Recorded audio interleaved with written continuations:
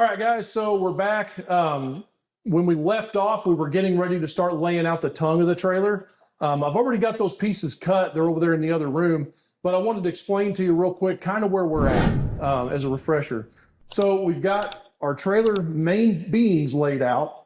We've got our front cross member put in place and our rear cross member in, and we've got these extra pieces on there just to kind of hold the trailer square while we're welding on the front and rear cross members and stuff like that. So we're perfectly level both directions, and we have our cross members in. So I'm just going to weld those out real quick. I'm going to wait to notch and weld this one in because I don't really know where the front of my cooker is going to perfectly sit yet. And I want to wait and put that in the spot I like it in. So it's going to wind up somewhere in here, I imagine.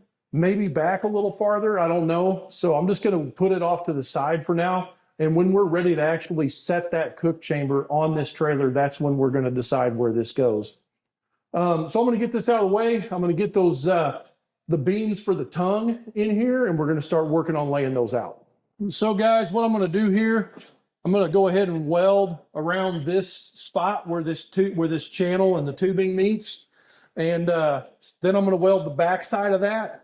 When I get the front and back side of this channel and tube welded together on both corners, then I'm going to go ahead and cut this brace out of the way so I can weld the top core of this on both sides. And once I get that done, then we're going to have this piece of angle out of the way and we can start working on their tongue of the trailer. Okay, guys, I've got the front cross member welded in entirely, and I'm going to go ahead and cut this this brace out of here.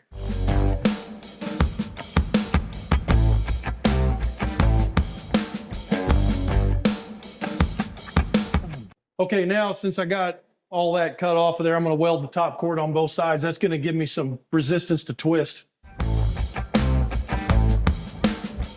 All right, so we got this end of it done. I'm going to move down there, weld the other part up, and get it in place so I can move that brace off of there.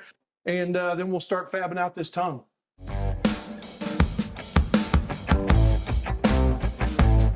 Okay, guys, so this is kind of the complex part right here. Now we're going to start laying out our tongue of this trailer here.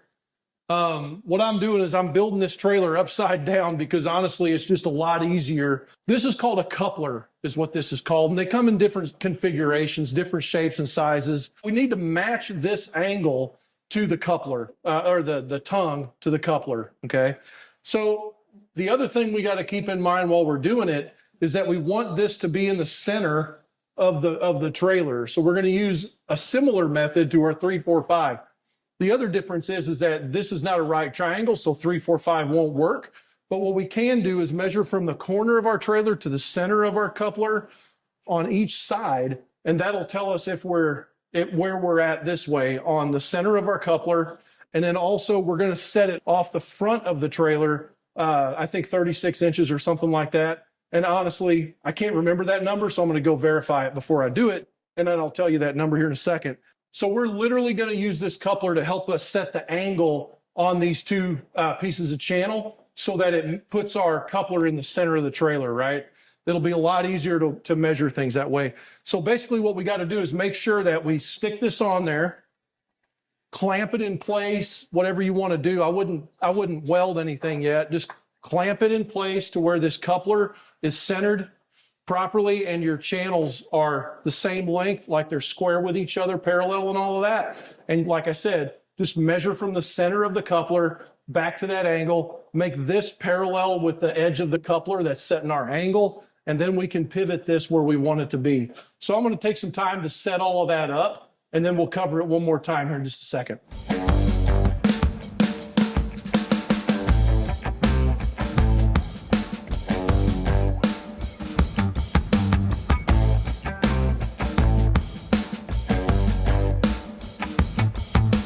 All right, guys, so we kind of got it centered from that corner to here and from there to here. What I did is I took the coupler and I used it to set the angle on my two tongue rails. So how I did that is I held it up here and I used some of these strong hand clamps. I got one on the bottom holding on each member, holding up against the channel, and then I got one on each side holding in on each channel. Now, one thing I recommend is you should already know kind of where to notch this cross member or this tongue member here. And I know for what I'm doing, it's going to be 88 inches. So if you have to use a set of our plans to determine that, or you can also go measure a trailer. It's that simple. If you have another trailer that's got the same coupler on it or whatever, just go measure it and see what it is. I know from experience, though, I'm trying to be somewhere around 36 inches to the front of my frame tongue members here off the frame, and then whatever that is to the end of the coupler. So it's been about 40 and a half or 41. I think I wound up going 41 after all that measuring and stuff. Yeah, I'm actually still 40 and 5/8 is where I'm at, and I'm okay with that. 1/8 of an inch this way isn't going to make as big of a difference as 1/8 of an inch this way. That's really bad. So what I did is I know that I need this to be notched, this tongue to wrap around at 88 inches from the front of this member. So what I did is I took and I made a mark with a square on this piece of metal here at 88 inches square down. And I went over there to that corner and I measured from the front of the frame. I measured from the front of the frame back to where 88 inches is, or where my mark is on here. That wound up being like 44 and like 3/8 is what that wound up being. And I transferred that measurement to the other side over here. 44 and 3/8 exactly.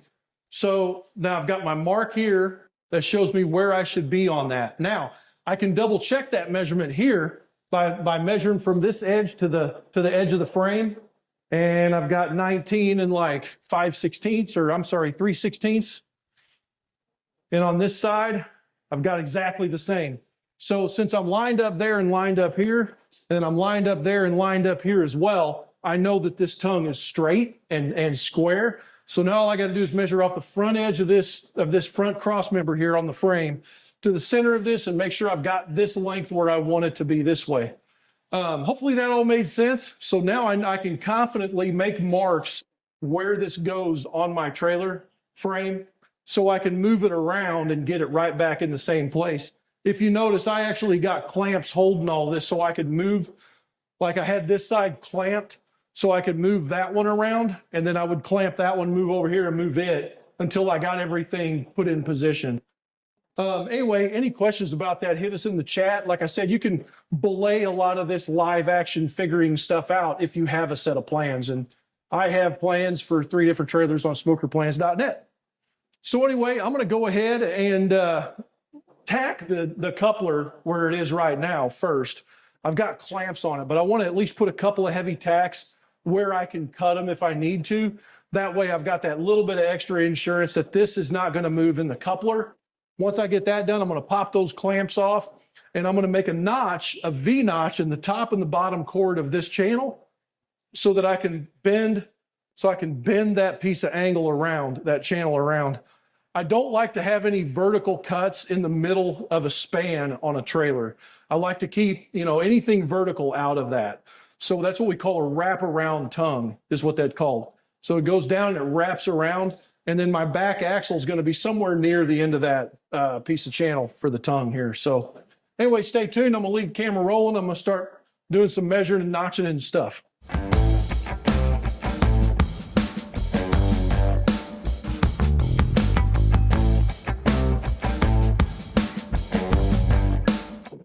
That one's perfect.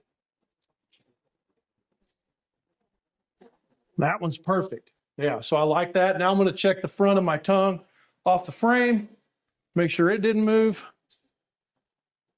40 and a half. I mean, it's exact. Everything I wanted is in place.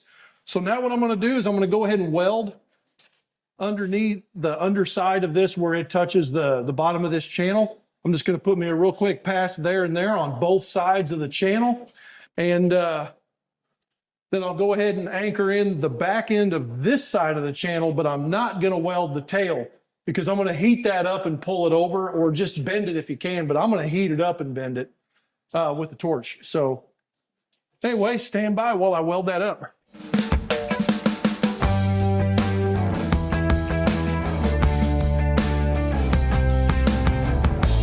All right, we got it tacked in place. Now I'm going to roll the torch over here and I'm going to heat that tail up and bend it around.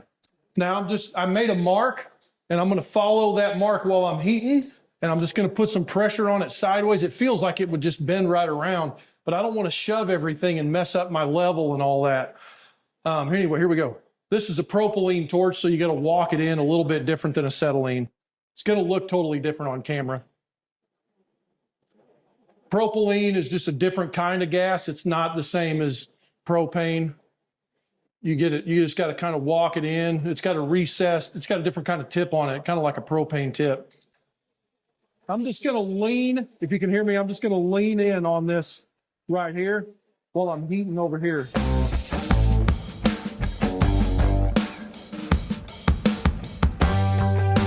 All right, I like that. I'm going to go to the other side.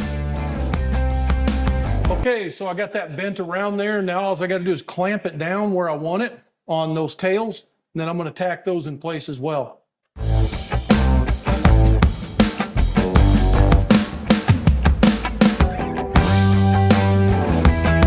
Okay, I like that. Now I'm going to take a hard disc on a grinder, and where that seam is, I'm going to bevel that out. Where the two joints come together, I'm going to bevel that out, and I'm going to weld in there. This is what I mean by a hard disc. You should use a guard with this.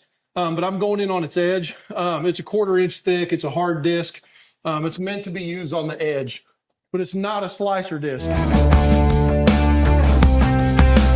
Okay, so I just made a bevel in there at 2 spots, about 6 inches in from the ends, from each end. Now I'm going to weld those in.